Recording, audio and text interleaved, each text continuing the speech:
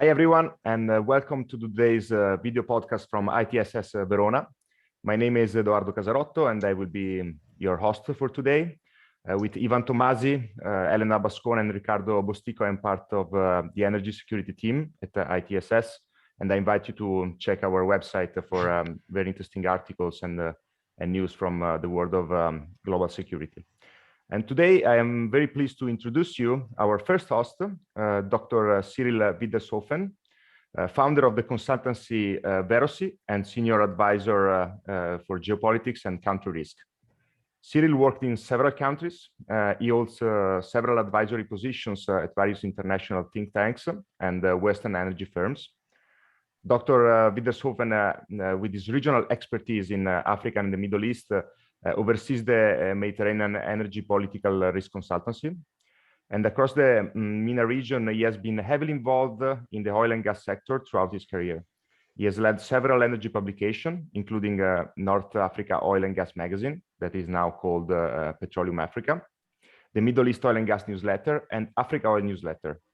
He lived and worked in several countries in the Middle East, Egypt, Lebanon, Jordan, Sudan, and Iraq.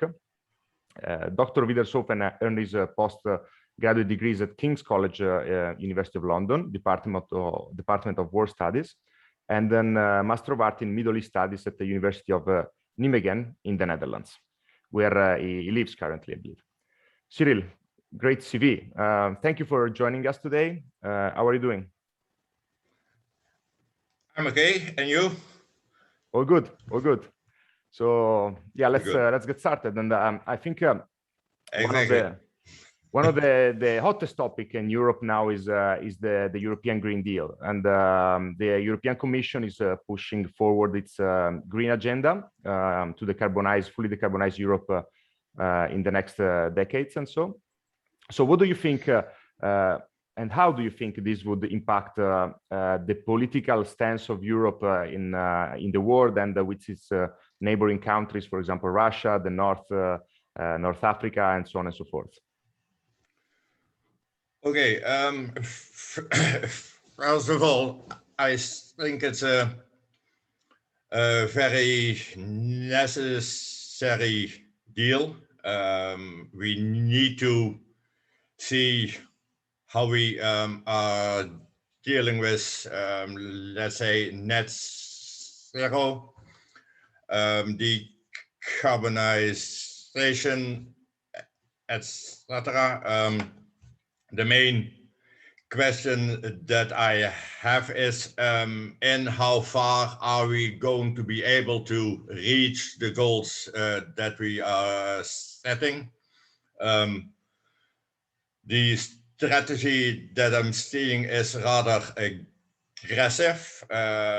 Sometimes I even feel it's one-sided. We do not incorporate the fact that oil and gas is still a major energy factor in the EU, and at the same time that oil and gas, it's not only energy. Every single product we use, mobiles, computer, Nikes, Adidas, it's all oil and gas, and even the overwhelming majority of our food depends on the use of oil and gas. And as long as we do not realize that oil and gas, it's not only energy, because using hydrocarbons for energy is, and in this I do agree, it's the wrong use of a finite resource. You use it once and then it's over, and it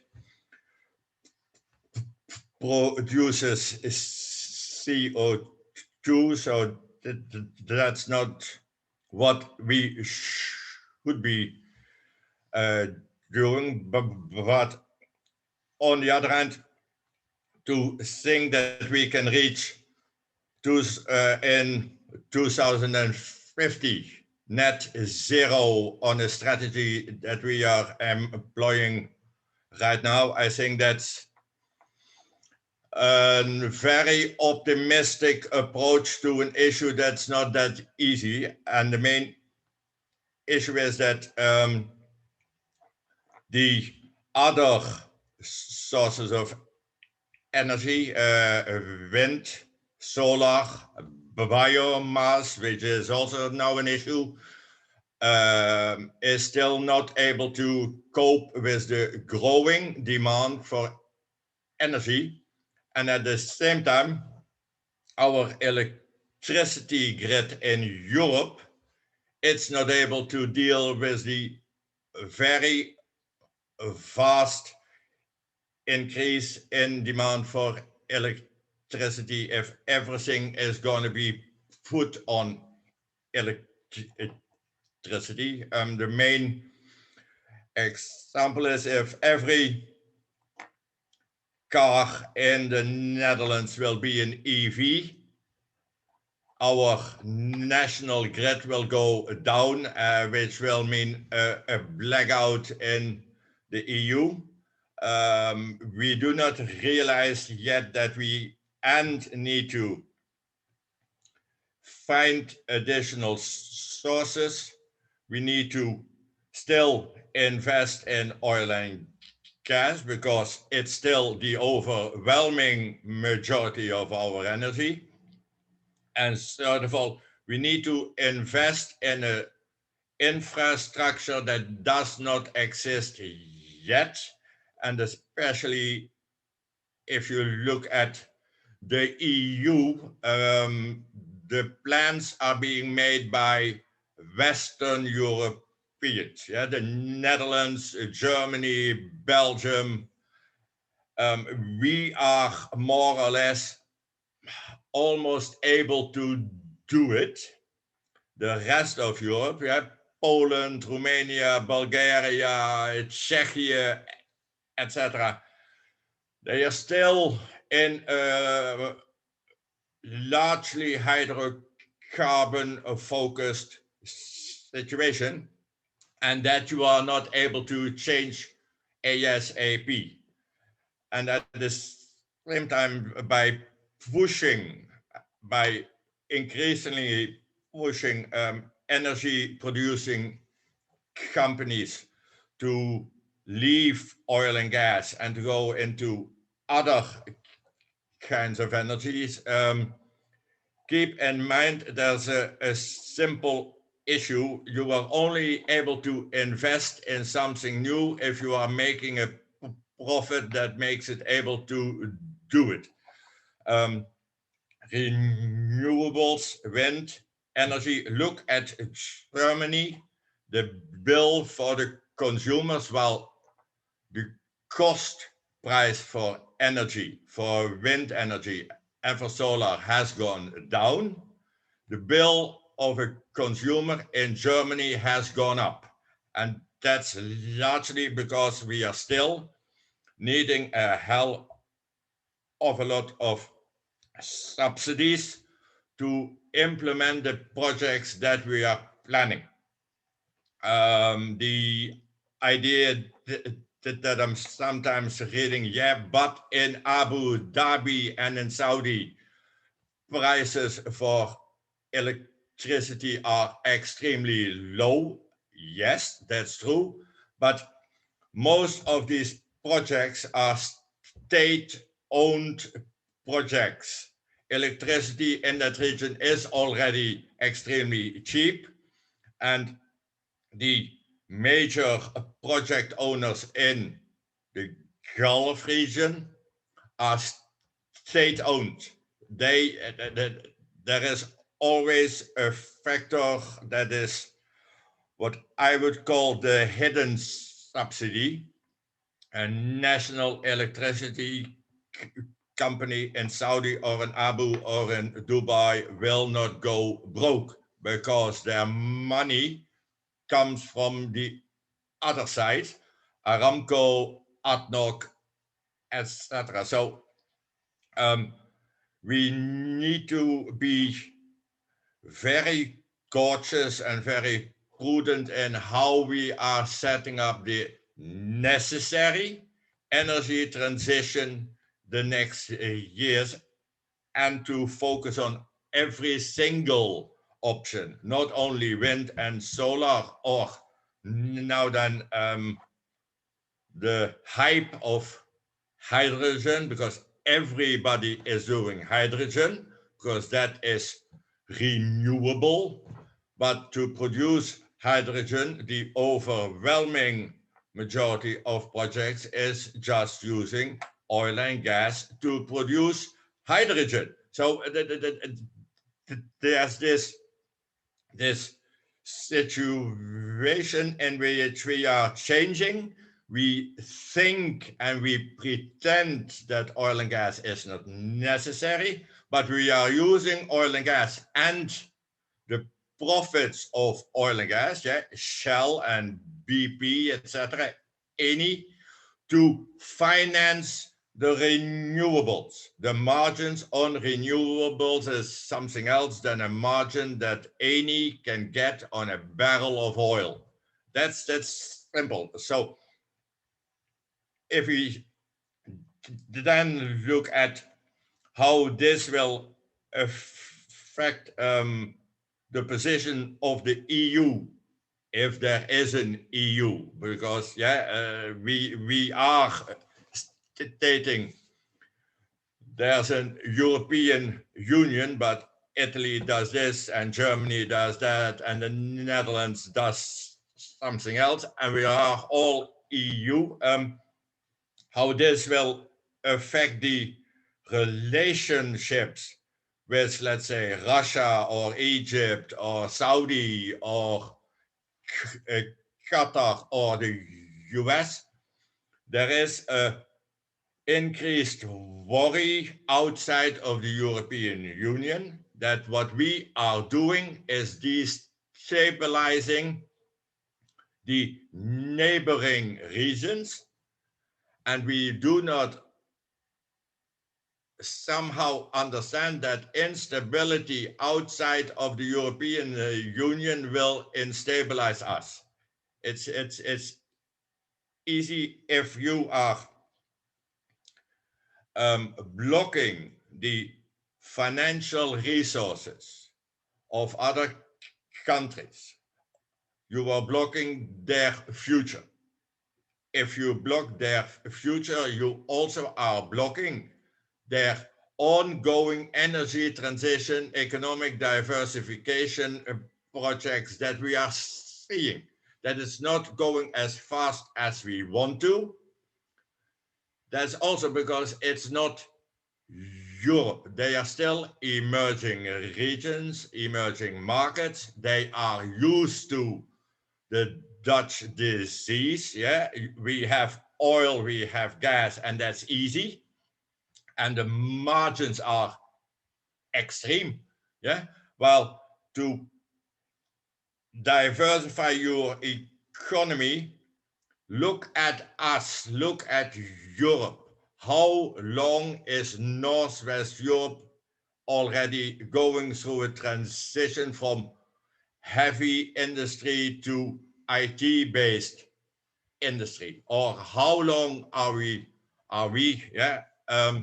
asking Italy or Greece, change your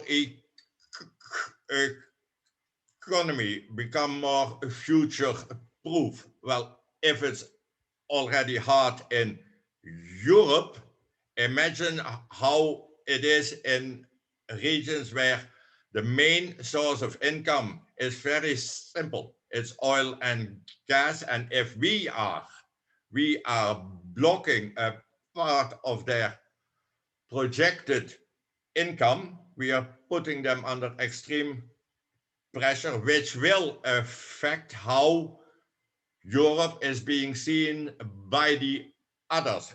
We are always looking from inside out. Sometimes Europe also, the Green Deal should look from outside in. If we do this, how will this affect Africa or Egypt or Nigeria or Russia or Saudi.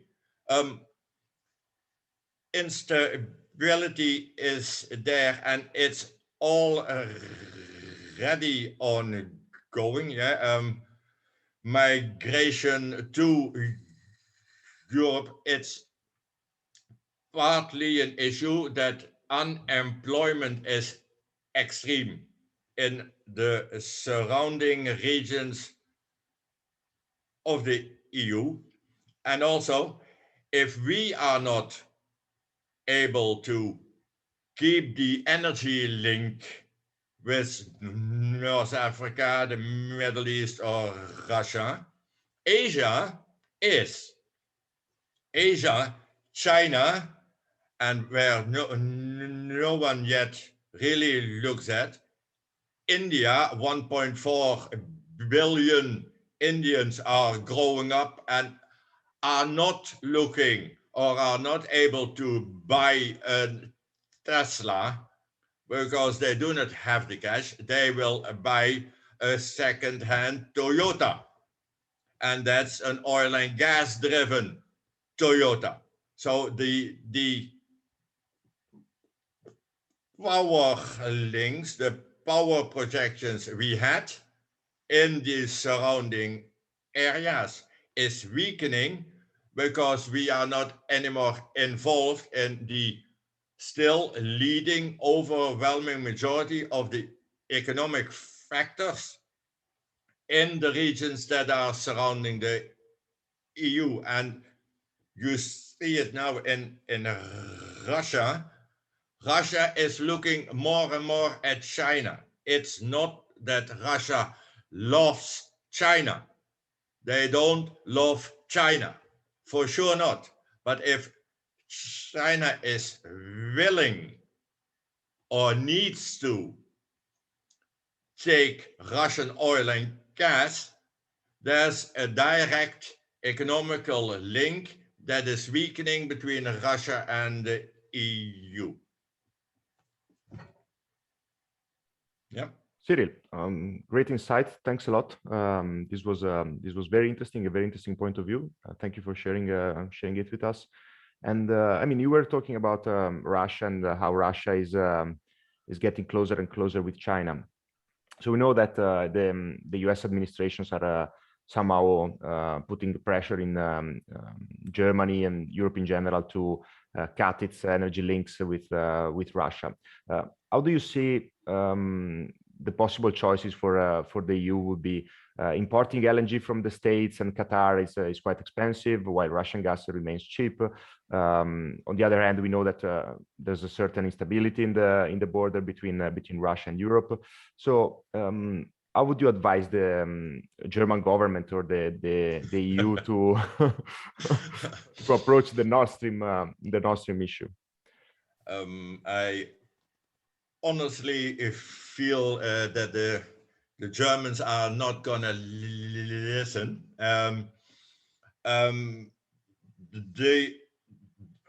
The main question I already have since the 1990s is the EU has set up since decades strategies related to security of energy supply, yeah, and also on diversification of energy supply sources. In reality, almost nothing has happened. Our dependence on Russia has not decreased, but has increased. And that's not due to the fact that we are not seeing what is happening, but also because we have lost a major part of local energy production. Maybe that people do not know this, but The Netherlands was in the 1990s in the top 5 gas exporters in the world. At this moment, the largest onshore gas field, the Groningen field, is being closed down. Not due to the fact that we do not need the gas, but because the operators and the Dutch governments have been playing with some issues that should not have been done. So the field is being closed. Local oil and gas production is going down. Yeah, so we are more and more dependent on oil and gas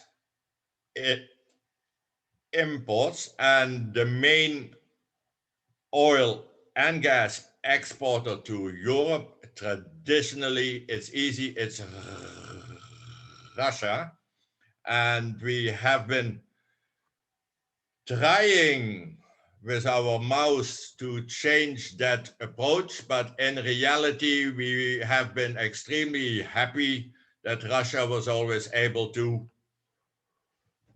deliver what we were asking. Where the European Union definitely has made a huge mistake and is still making a huge mistake, we at this moment have more options to import gas than only Russia. The global gas market is flooded. Gas exporters do not know anymore where to go with the gas. So it, in reality, is rather easy and rather cheap because gas prices have gone down. Even that we see now in Europe, gas prices are up because we still need Russian gas. But if we would set up a European organized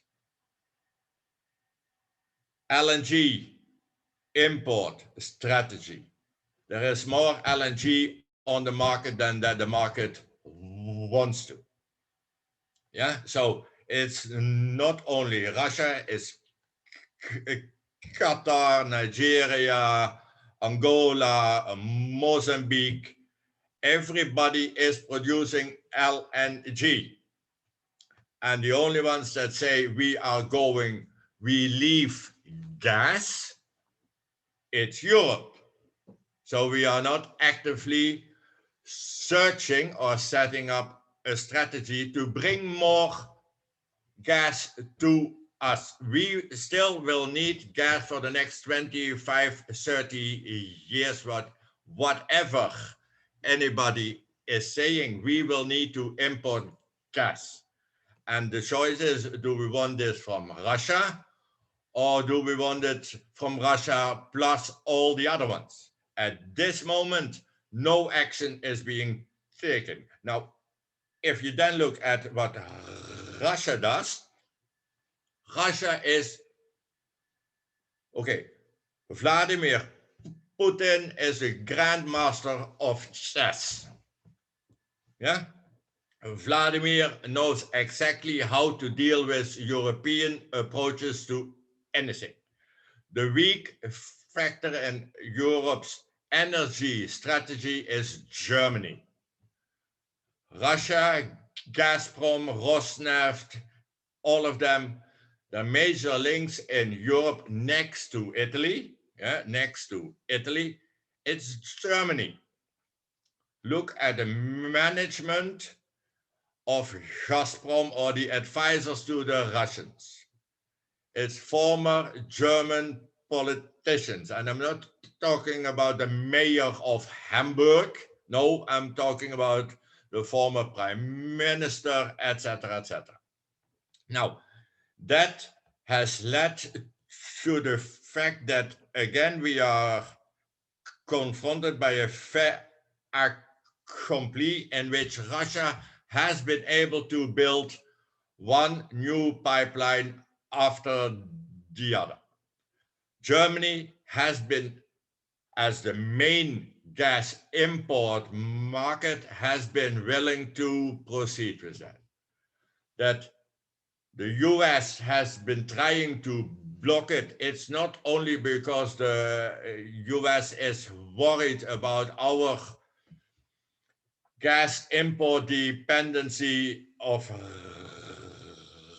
Russia. The main other factor was US was producing more gas than that it was using itself. They needed to export, they needed to find another export market, and the main stable gas export market in the world is the EU.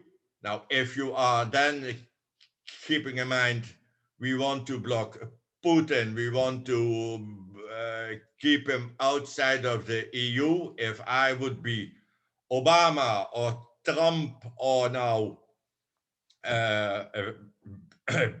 Biden, I would say, don't Nord Stream. We are against Nord Stream. Yeah, that's mainly because there is an American economical driver. If the Russians are not able to deliver the extra 55 billion cubic meters, then somebody else is. And then the main cheap one at that moment is the US. Now, when you look now at the factor that Biden is not pushing forward on the hardline of Trump, it's not that he's not agreeing what Trump was doing. At this moment, US shale is not producing enough. So there is no gas, there is no driver, and international gas prices went down. So the competitive edge of US shale LNG, shale dirty gas, you change it, it becomes LNG, and then it's again clean gas. Yeah, it's another trick. That edge is out. So geopolitics and oil and gas import and exports are clearly related to, am I making a margin or am I not making a margin? A simple example is what maybe a lot of people do not know. Most of the oil that Russia exports, and we are always talking about gas dependency on Russia, we import more Russian oil than we import gas, yeah, in the EU. Yeah, the main Russian import distribution point in the EU is the Netherlands. So when you link that to the position that the Netherlands is taking in sanction discussions on Russia, and keep in mind MH17, yeah, where the Russians shot down a plane full of people from the Netherlands.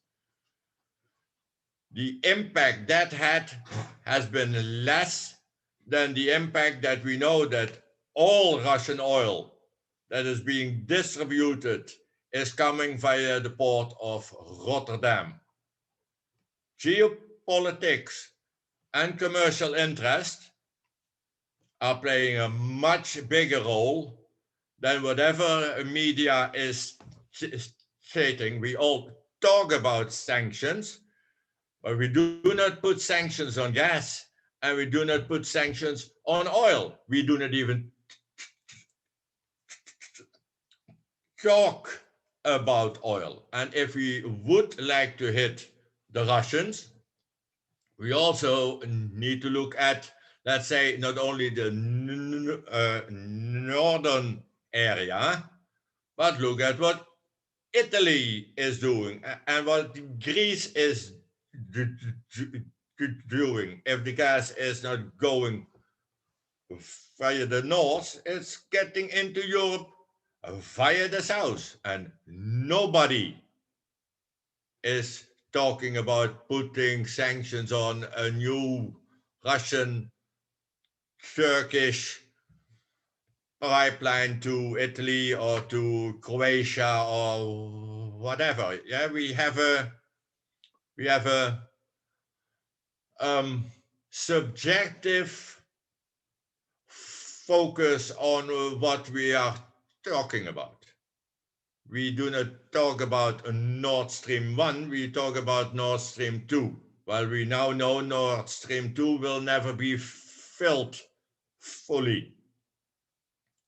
So the risk we take there is much less than the oil and gas that is going via the south to Italy. Yeah? Yeah. Yeah. Thanks a lot. Very, very interesting again.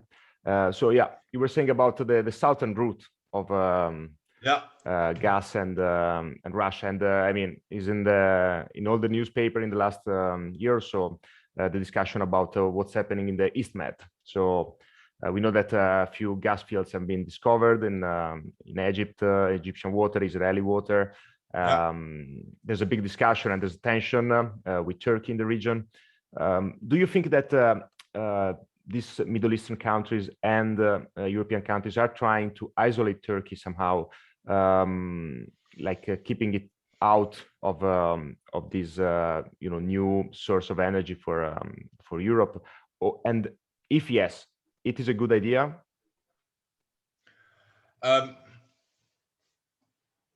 Okay, when the first discoveries were made in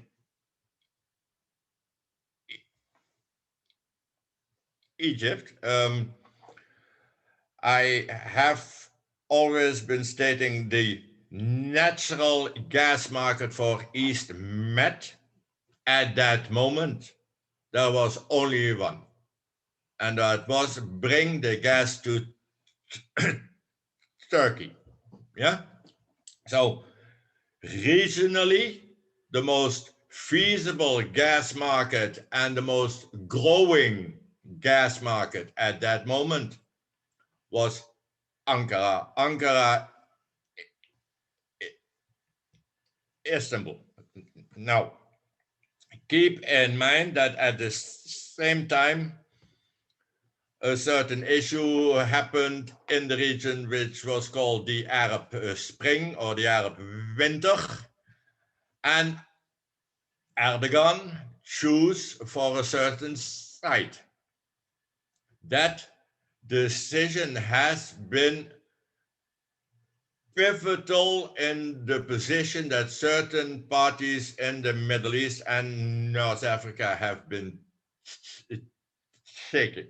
At that moment, it was only East Med was at that moment only of interest because of its gas. Yeah. Now that when you look at East Med, everybody understands there are more issues in the East Med with Turkey than only gas. Yeah. Cyprus, Greece against Turkey, or Turkey against Greece, Egypt with Morsi, Israel with Hamas. All of these things have been playing a role in the discussion. How are we going to set up East Med? Is it going to be an East Med regional gas market, or do we need to see East Med as a potential export source to Europe? Yeah. Now, from the beginning, we all knew it would be cheaper and much more feasible to go to Turkey. That Turkey and the others have been playing around on certain issues. We all know that if people are willing, you can change this within one single day. Well, Turkey at the same time was looking for not only gas in East Med, knowing that that would be an issue, but also on the other side of Turkey. Since a year, looking at the official figures, which I need to emphasize, these are official Turkish figures. Sometimes that's the same level as official Chinese figures. Turkey at this moment does not need to have additional gas from East Med because theoretically 2023, 2025 Black Sea gas will be enough, which means at this moment there is no reason to take a road that the other parties are thinking, let's do our best to include Turkey in a new setup, yeah? Regional gas market, export markets, etc. There is no reason. Well, on the other side, East Med is not only influenced by, let's say, the internal regional issues, Greece and Egypt, etc., but also external. France is playing a role. Italy is playing a role. Germany is playing a role, and where people sometimes not even look at, America is also playing a role, and all are trying to form the East Med in the way they would like to have it formed. Yeah, a French interest are playing up France against Turkey. Italians are having a diffuse approach. They want to be reasonably still friendly to the Turks, but they also have extreme big interest in Egypt. They want to sell other things to the region also, yeah, because oil and gas and defense, it intertwines. The French are doing it to Egypt, the Italians also. And then you have Turkey and Libya, which complicates the whole issue. And to make the thing even worse, you have also Qatar that operates fields in Egypt, operates maybe fields in Israel, that is operating maybe fields in Cyprus. Abu Dhabi is also becoming involved, and where are all of them for sure involved? Libya. So it's the East Med issue, which was a simple economical issue. We have gas, there's too much gas, we need to find a market, became a geopolitical issue. And at the same time, and where people are not at all yet focusing on, Turkey has this blue horizon strategy, which according to some, it's again focused on gas. It's not. It's mainly focused on the fact that if you look at the East Med is the cork that can block the bottle that includes trade from Europe to Asia. If you block the East Med, you block not only the East Med, but you block the Suez Canal, you block the Bosporus, you block the whole transport of commodities, etc. So there is much more ongoing. And when you then look at where new military and naval bases are being positioned, it's trade. It's not anymore the gas. It's trade. For Saudi, East Med has become a major issue. For Abu Dhabi, for Dubai, it's a major issue. It's trade. So it went from a simple I have gas and who wants the gas to yes, we have gas. Everybody is focusing on the gas, but there is much more. And the solution, I do not know the solution yet. And that's I can pretend to say, okay, we need to do this or that. How Turkey is in NATO, Italy and France are in NATO plus in the EU, Cyprus is in the EU, Greece is in the EU plus NATO. We work together with Israel, we work together with Egypt. We are not anymore having the option we only help Israel because all the Arabs are against Israel. No, the UAE is happy with Israel, the Saudis are happy with Israel. Yeah. So whose side are we on? Yeah, it's a geopolitical mess where Russia is playing its own role, Egypt, Syria, Turkey, and then the hidden Chinese dragon. China is buying one port after the other. Greece, Cyprus, Israel, they did not succeed. Egypt, Italy, Genoa. Yeah, so East Med is not anymore gas issue. East Med is something else. Yeah, really. I mean, it's you gave I think a great instruments for our readers and listeners to make their own idea about the East Med. So since we're running out of time, I would like to thank you very much, Cyril. Okay.